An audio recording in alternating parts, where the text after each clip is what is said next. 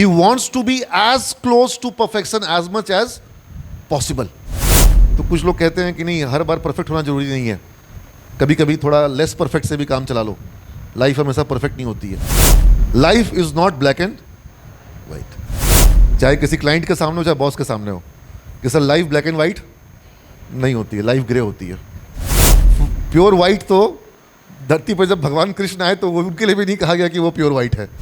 पूरी की पूरी एप्पल की स्टोरी वही है, perfection and passion. So this movie which we have decided to show right now is going to be equally interesting and important for IT as well as management student and commerce students also. We are aware about the name of the movie. Which movie you are talking about? Okay. So have you watched this movie? No. You all must have heard about Steve Jobs. कुछ पता होगा उनके बारे में. Must be knowing something a bit about him, huh? But today we know a lot about him. Though even the director cannot say that it's all about Steve Jobs. A personality like Steve Jobs cannot be well defined or well captured in a show reel of 2 hours. Lifespan of a person and a large mammoth personality like Steve Jobs cannot be covered in any visual documentary or documented format of 2 hours. किसी के पूरे जीवन वृत्त को 2 घंटे में समाहित कर लेना, उसको पूरा का पूरा उसके साथ न्याय करना, ये संभव, वो भी विशेष तौर पे जब जिस व्यक्तित्व की आप चर्चा कर रहे हैं वो व्यक्तित्व स्टीव जॉब्स जितना विशाल हो. आज विश्व में शायद ही ऐसा कोई देश होगा जहां स्टीव जॉब के प्रोडक्ट्स को लोग खरीदना नहीं चाहते हो. मूवी स्टार्ट करना चाहिए और आप लोग मूवी देखने में इंटरेस्टेड होंगे, लेकिन एक perspective, there should be some premise in your mind on the basis of which you will like to get the benefit or understand the movie. First of all, you are going to watch this movie not to just know the story or not to just know what is going to happen. इस तरह का cinema जब कोई बना रहा होता है उसके सामने भी बहुत चुनौती होती है कि आप एक बहुत बड़े सागा को, बहुत बड़ी स्टोरी को, जिसमें बहुत कुछ हुआ होगा, बहुत सारी घटनाएं हुई होंगी, बहुत सारी परिस्थितियां, बहुत सारी कठिनाइयां आई होंगी, और वो अगर कोई इस तरह का विशाल व्यक्तित्व बना जो पूरे दुनिया में एक कहते हैं ना कि वो राज कर रहा है. आज आईटी की सबसे बड़ी कंपनी माइक्रोसॉफ्ट से बड़ी कंपनी, हाँ, और तुम्हारे आईबीएम और जितने भी कोई भी आईटी कंपनी का नाम ले लो, इंटेल, हाँ, और कौन कौन सा आईटी कंपनी जानते हो तुम लोग, हाँ, गूगल, इन सबसे बड़ी कंपनी कौन है? Apple. Apple is a product company and proper hardware product, softwares भी हैं एप्पल के बहुत, लेकिन सबसे बड़ी कंपनी जो अभी विश्व में है वो कौन है? एप्पल है. हाँ, अब उसको सामने टक्कर कौन दे रहा है? तो दे रहा है इलॉन मस्क, टेस्ला. और जब इलॉन मस्क पे मूवी बनेगी तो वो भी चुनौतीपूर्ण होगा कि 2 घंटे में इलॉन मस्क की कहानी कैसे कह दी जाए. It's not easy. Is it easy? हाँ, क्या ये आसान होगा? धीरू भाई अंबानी की कहानी कही गई, गुरु पिक्चर बनाई मणिरत्नम ने, लेकिन वो धीरू भाई अंबानी की पूरी कहानी हो ऐसा कहना संभव नहीं है. बहुत कुछ ऐसा है जो कि दिखाया नहीं जा सकता है, क्योंकि उसके बारे में कंफर्म वे में पब्लिक में कुछ कहना, बहुत लोगों को बहुत सी बातें पता हैं लेकिन उसको पिक्चर में दिखाया नहीं जा सकता है, क्योंकि वो बात कोई वेरीफाई नहीं करेगा. जब तक वेरीफाई नहीं करेगा आप जानने के बावजूद आप उसको दिखा नहीं सकते हैं, लेकिन वो बातें हुई हैं. ठीक है, तो आज एप्पल, लेकिन एक सोच, एक अप्रोच, एक माइंडसेट, ये महत्वपूर्ण होता है. और वो जो एक माइंडसेट है, जो एप्पल का एक विजन है, जो एप्पल की एक आत्मा है, किसी ब्रांड की भी तो आत्मा होती होगी, एक ब्रांड की लीगेसी होती है, ब्रांड की स्टोरी होती है, ब्रांड का एक थीम होता है, वो कहां से आया? क्या वो, जैसे सिमेज एक ब्रांड है, तो उस ब्रांड का थीम क्या होगा? और उसको अगर पूरा बदल दिया जाए तो फिर क्या सिमेज सिमेज रह जाएगा? अगर एप्पल का जो थीम है उसको कोई दूसरा आके पूरा बदल दे तो क्या उसके कंज्यूमर लाइक करेंगे? तो ये, और वो थीम बनाना, वो स्टोरी बनाना, वो स्टोरी बुनना, वो एक इमेज बनाना, ब्रांड आइडेंटिटी क्रिएट करना, ये कितना बड़ा टास्क होता है जो ब्रांड मैनेजर्स होते हैं, जो सीईओज होते हैं, जो ओनर्स होते हैं, जो फाउंडर्स होते हैं, उनके लिए। और अगर स्टीव जॉब्स की स्टोरी की बात करेंगे तो इतनी इंटरेस्टिंग है कि भाई जिसके पैदा होते माँ बाप ने उसको छोड़ दिया, माँ जो है वो अनाथालय में दे देती है बच्चे को। सोचो उस बच्चे पे जब वो बड़ा हो रहा होगा उसको कैसा महसूस होगा जब उसको पता चलता है कि मेरे जो माँ बाप हैं वो मेरे माँ बाप नहीं हैं, मैं तो अनाथालय में था, बायोलॉजिकल जो मेरे माँ बाप हैं उन्होंने मुझे स्वीकार नहीं किया, they left me in the orphanage. क्या ये विचार किसी को अच्छा लग सकता है? अडॉप्टेड जो उसके फादर मदर थे और वो जान रहा था डे वन से कि ये मेरे बायोलॉजिकल फादर और मदर नहीं है, इन्होंने मुझे अडॉप्ट किया है, ठीक है। और ये तो तुम लोग को पिक्चर अभी दिखाया जा रहा है, उनका एक बड़ा पॉपुलर स्पीच है जो उन्होंने स्टैनफोर्ड में दिया था, जिसको स्टे हंग्री स्टे फुलिश उस स्पीच का नाम है। मैं कई बार ग्रुप में डाला हूँ, कभी तो हो सकता है तुम लोग देखे हो, पढ़े होगे उसको, देखे हो ना। तो वो कहानी उनकी जो है वो उस स्पीच में ही मोटा मोटी कवर हो जाती है कि this is the closest I have ever been to any graduation ceremony, I have never got the degree but I am speaking at the convocation and I was admitted in the college just because my adopted father and mother they have given it in writing in the orphanage that they will take care of my college education. Even though what happened at college, he mentioned that he left his classes in between because he was not getting interest in that, though he was studying computer science, and he have taken classes of calligraphy.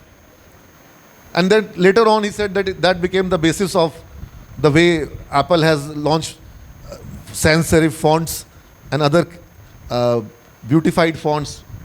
जो computer के fonts होते थे वो सारे के सारे font होते थे जैसे कैलकुलेटर में फॉन्ट होता है उस तरीके से, तो उन्होंने पूरा सब चेंज किया। तो वो एक एस्पेक्ट है, लेकिन वहाँ पर उनकी पर्सनालिटी का एक दूसरा एस्पेक्ट जिसमें कि वो परफेक्शन को बहुत तवज्जो देते हैं। He wants to be as close to perfection as much as possible. कई बार कुछ लोगों के अंदर ये होता है कि दे वांट परफेक्शन। मेरे अंदर बहुत ज़्यादा था, बहुत ज़्यादा था। पोदार सर जानते हैं इस बात को कि मैं हमेशा परफेक्शन के पीछे परेशान होता था। कुछ लोग होते हैं कि बस काम जैसे तैसे हो जाए। तुम लोग का वो सिस्टम मैं देखता हूँ, जब तुम लोग पीपीटी बनाते हो, प्रोजेक्ट बनाते हो, बस हो जाए। हाँ, सिमेज में कोर्स कर रहे थे, बस हो जाए, परफेक्ट तरीके से करें।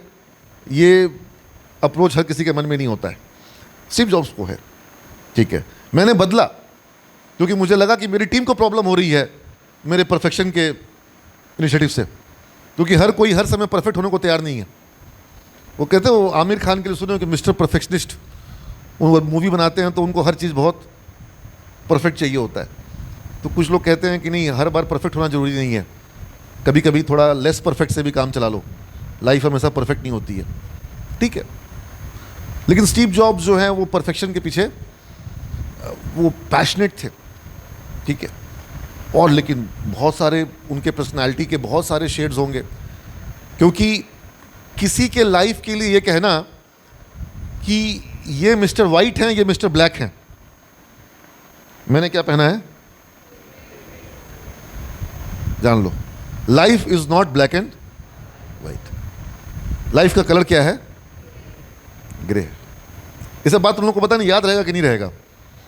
अगर रहेगा तो तुमको बहुत इंपॉर्टेंट डायलॉग दे रहे हैं जो कि 10 साल के बाद भी काम आएगा। चाहे किसी क्लाइंट के सामने हो चाहे बॉस के सामने हो, कि sir life black and white नहीं होती है, लाइफ ग्रे होती है।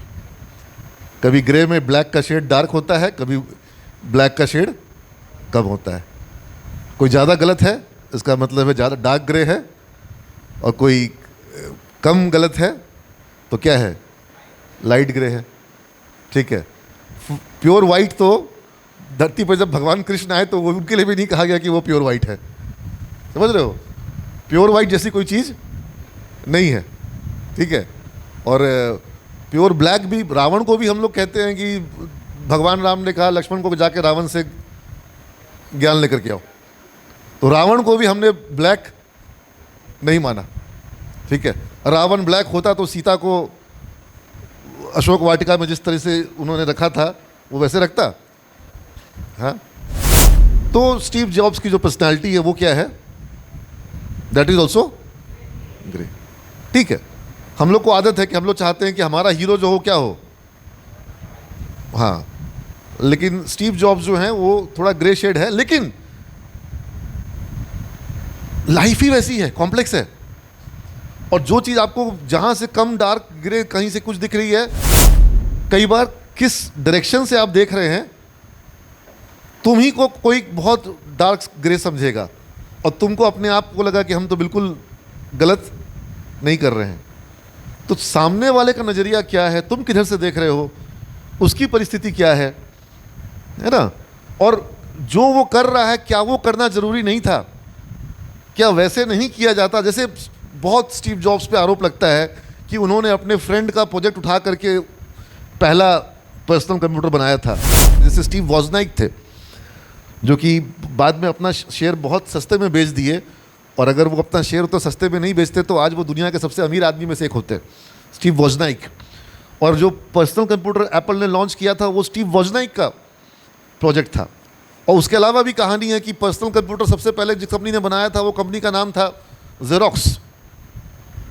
जेरोक्स तुम लोग जानते हो ना, जेरोक्स क्या बनाती है, फोटोकॉपी मशीन बनाती है।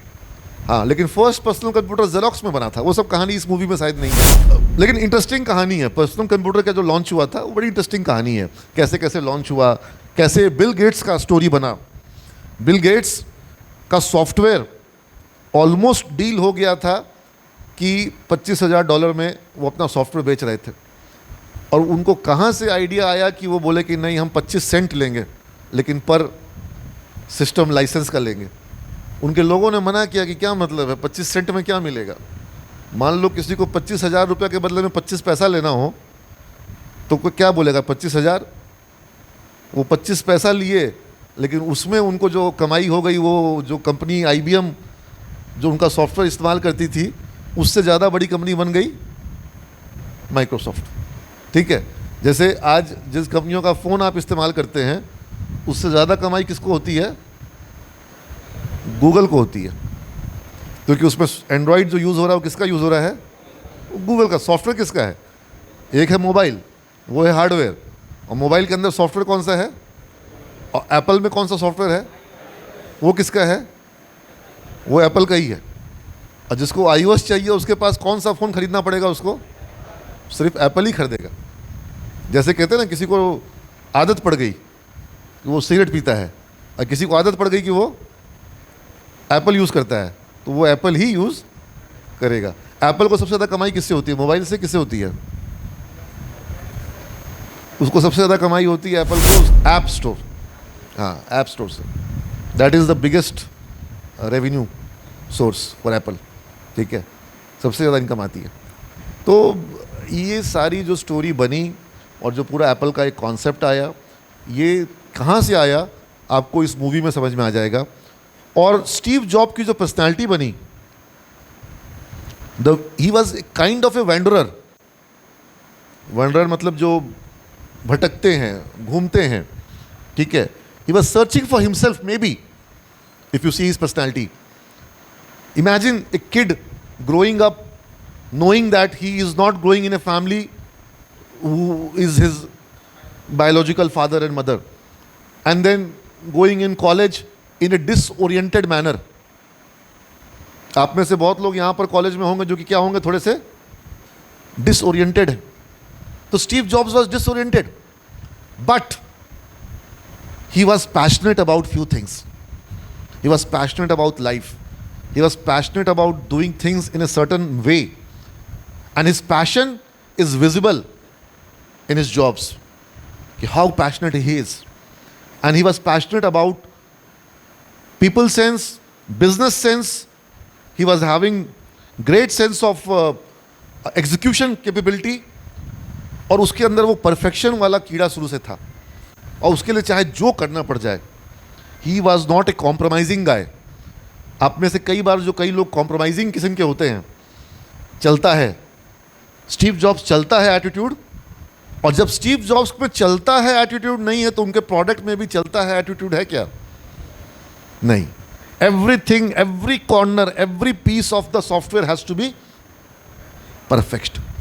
और ये जो परफेक्शन का प्रॉमिस होता है, इट कमांड्स द प्रीमियम, जो प्रीमियम एप्पल कमांड करता है.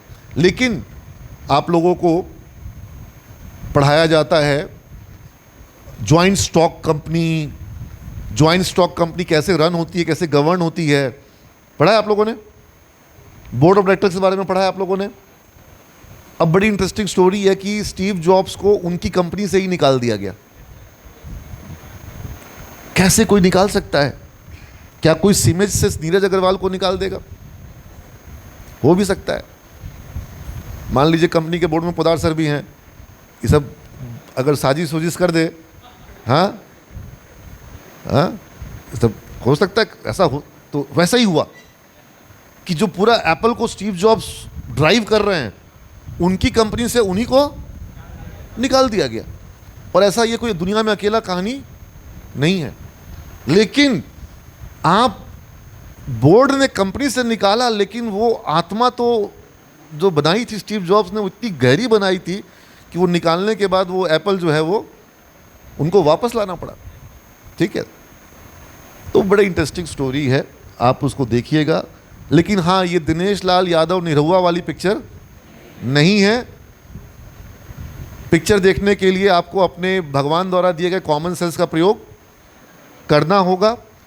डायरेक्टर ये सोच के पिक्चर बना रहा है कि इसको देखने वाले लोग मैच्योर लोग हैं, और उनको ठाकुर शादी ना होएब इस तरह का डायलॉग बोलने की ज़रूरत. एंड वो ये भी मान रहा है कि जो लोग ये पिक्चर देख रहे हैं, they are so mature, they know about the product, they know about the company, they know about company law, they know about the corporate system of America, and they know about the life story of Steve. तो ये थोड़ा बहुत premise मान करके समझदार दर्शक के लिए पिक्चर बनाई गई है. अब आप नासमझ की तरह देखिएगा, आप बीच में गप करिएगा तो आप तो नहीं समझ पाइएगा, बगल वाले को भी समझने में दिक्कत होगी. ठीक है, और वैसे one of the best movie है. I have got Hindi as well as English. Which version you would like to watch? क्योंकि हिंदी ट्रांसलेशन बर्बाद हो जाता है. ठीक है, और ये लेसन्स जो हैं, these are the real lessons. And watch this movie, and then after end of the movie I'll like to know from you, how do you think how the gene of Apple was created? जैसे तुम्हारा gene है ना तुम्हारे अंदर, जो तुम किस तरह से बिहेव करते हो, तो एप्पल अगर उसका जीन होगा तो वो कैसे आया, कहाँ से आया. ठीक है, तो ये सब चीज़ें बड़ी इंटरेस्टिंग है. मूवी इंटरेस्टिंग है, और एप्पल की स्टोरी इंटरेस्टिंग है. Apple as a brand, as a company अब तो बहुत बड़ा हो गया है. अब उसका जो विज़न है जिस तरह का, और अगर कोई टेस्ला को अभी टक्कर देने वाला है तो वो भी, हाँ ये अलग बात है कि अगर स्टीव जॉब हमारे बीच अभी जिंदा होते तो शायद कहानी कुछ और रोमांचक होती. लेकिन उन्होंने वो एप्पल बना दिया जो उनके जाने के बावजूद भी हाँ वर्ल्ड को रूल कर रहा है, वर्ल्ड को रूल कर रहा है. और ये क्रिएट करना, ऐसे ऑर्गेनाइजेशन क्रिएट करना, ऐसा कल्चर क्रिएट करना ऑर्गेनाइजेशन के अंदर, ये बहुत बड़ी बात है. ये बहुत चैलेंजिंग जॉब होता है. As a leader it is very difficult, and specially I am talking about a person who was nobody. Steve was nobody. There was a time when to get the right food, he used to stand in the line at ISKCON temple.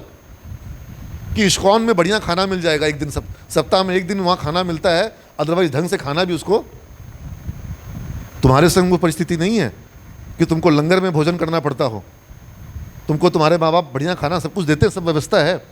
Steve came to India and वो कई सारे गुरुओं के पास गया, आश्रम में गया, भारत के आध्यात्म को समझा, और वो जो भारत का आध्यात्मिक ज्ञान स्टीव जॉब्स को मिला, कई बार उसने ये बात इंटरव्यू में कही कि जो मेरा रियल फॉर्मेशन हुआ, जो मेरे रियल कॉन्सेप्ट्स मैंने लाइफ में जो हासिल किए, और उनके एक गुरु ने कहा था कि लाइफ एक बार जीनी है, तो कभी भी जो भी काम करो वो यह सोच के करो कि ये मेरा आखिरी लाइफ है और इसमें मुझे बेस्ट सब कुछ करना है।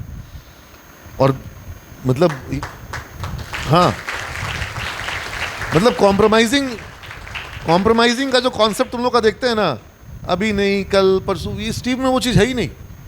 He is behind the perfection. तो मुझे लगता है अगर ये परफेक्शन का जो एक स्टीव जॉब्स का जो एक कॉन्सेप्ट है, वो तुम अगर सीख पाओ, पैशन अगर तुम उसका ले पाओ, सीख पाओ, तो पूरी की पूरी एप्पल की स्टोरी वही है, परफेक्शन एंड पैशन। और अगर वो चीज़ किसी के पास हो तो वो भी स्टीव की तरफ हाँ, हार्ड वर्क और एफर्ट से, मतलब आप चाहे जेफ बेजोस का स्टोरी देख लो अमेजन का, चाहे आप इलॉन मस्क का देख लो, चाहे आप स्टीव जॉब्स का देख लो, चाहे आप धीरू भाई अंबानी का देख लो, इनमें वो पैशन है, परफेक्शन है, और वो हार्ड वर्क भी। बिना हार्ड वर्क के ये स्टोरी बनती। हाँ, तुम लोगों को जो मैं देखता हूँ, इतना शरीर कमज़ोर है, इतना दिमाग अधूरा है। स्टीव जॉब्स भी जो हैं वो मजबूत आदमी हैं, उसको जब क्रश किया जा रहा है वो हार मानने को तैयार नहीं हो रहा है, वो बार बार निकल के आ जा रहा है। You getting my point? और अब स्टीव जॉब्स चला गया, उसके जाने के इतने साल बाद इंडिया के सबसे पिछड़े राज्य बिहार में सबसे बेस्ट कॉलेज में तुम लोग उसकी पिक्चर देख रहे हो। तो ये लाइफ होती है, और ये लाइफ उसने बनाई। वो कोई प्रिविलेज्ड बच्चा नहीं था। तुम प्रिविलेज्ड हो, तुम्हारे माँ बाप ने तुम्हारा ख्याल रखा, सब कुछ किया, तुमको अनाथालय में नहीं छोड़ा गया। वो प्रिविलेज नहीं था, उसका स्ट्रगल ज़्यादा था, ठीक है, और वो सारे स्ट्रगल को फेस करके वहाँ तक पहुँचा। You getting my point? बहुत सारे गुण हैं उसकी लाइफ के। तुम लोग अगर ये पिक्चर देख रहे हो, मैं बोलूँगा कि या तो कॉपी निकाल करके देखना, पॉइंट्स जितने बनेंगे बनाते जाना, ताकि जब मैं तुम्हारे पास पिक्चर के बाद आऊँ तो तुम्हारे पास बताने के लिए 10 पॉइंट होने चाहिए, ठीक है। जितने उसके लाइफ के, जितने उसके पर्सनालिटी के, जितने इंसिडेंट्स को तुम कनेक्टिंग द डॉट कर सकते हो, वो सब करना। और किसी तरह के आरोप प्रत्यारोप से किसी का जीवन जो होता है ना, वो मुक्त नहीं होता है। चाहे वो नरेंद्र मोदी हो, चाहे वो महात्मा गांधी हो, या वो स्टीव जॉब्स हो, या इलॉन मस्क हो, आरोप सबके ऊपर लगते हैं। लेकिन इसका मतलब उनकी जो योग्यता है, या जो उनकी क्षमता है, या जो उनका जो अनुभव है, या जो उन्होंने जो हासिल किया, वो कोई कम नहीं हो जाता है। और वो हासिल करना अकस्मात, तुम लोग को लगता होगा कि धीरू भाई अंबानी को किस्मत में इतना मिला था तो हो ही जाता, ठीक है। ऐसा कोई, मैं किस्मत की थ्योरी पे बिलीव नहीं करता हूँ। तुम ये पिक्चर देखो, इसमें कहीं कोई किस्मत वाली बात नहीं है। चाहे वो स्टीव जॉब्स हो, वो इलॉन मस्क हो, मैं नहीं मानता हूँ कि वो किस्मत वाली बात है, ठीक है। हाँ, अब वो पैशन भी कोई ना कोई भगवान गिफ्ट करके किसी को देता है, किसी को नहीं देता हो, बात अलग है। बाकी मैं कोशिश करता हूँ कि जिसमें नहीं पैशन है, जिसका एकदम फुसफुस पटाखा है, उसमें भी आग लगाने का प्रयास करता हूँ। और कई बार वो फुसफुस पटाखा भी बच जाता है, ठीक है। तो इसलिए मैं ये मान के चलता हूँ, लड़की लोग खास तौर पर, कौन सी बच्ची क्या कर जाएगी, अपने अंदर वो पैशन को जिंदा रखो बेटा, ठीक है। कोई तुम्हारा हस्बैंड शौहर जो है वो तुम्हारा भाग्य को नहीं बेहतर करेगा, तुम उसका भाग्य बेहतर कर सकती हो, तुमको वो बनना है। You getting my point? एकदम दिमाग से हटा दो, बढ़िया हस्बैंड मिल जाएगा तो लाइफ बढ़िया हो जाएगा। अरे तुम बढ़िया करोगे, तुम्हारा हस्बैंड तुम पे गर्व करेगा। ये सोचो, मेगा मैम के कारण हमको आराम है कि नहीं है, हाँ, इसलिए तुम लोग ऐसे सोचो, ठीक है। मेरा कमी दब जाता है चूंकि मेगा मैम संभाल रही है, ठीक है। इसलिए तुम लोग ये कभी मत सोचो कि तुमको बढ़िया हस्बैंड मिल जाएगा तो तुम्हारा लाइफ सेट हो जाएगा ना। तुम सेट करोगी, जिस घर में जाओगी उस घर का लाइफ भी कौन सेट करेगा? तुम्हारे जो बच्चे होंगे उनका लाइफ कौन सेट करेगा? तुम्हारा हस्बैंड है, तुम्हारे ससुर जी, तुम करोगी। You getting my point? तुम्हारा बच्चा कितना सफल होगा इसमें तुम्हारे हस्बैंड का योगदान या तुम्हारे ससुर का योगदान जो होगा कम होगा, तुम्हारा योगदान क्या होगा? ज़्यादा होगा। तो you are capable and you have to believe on your capability.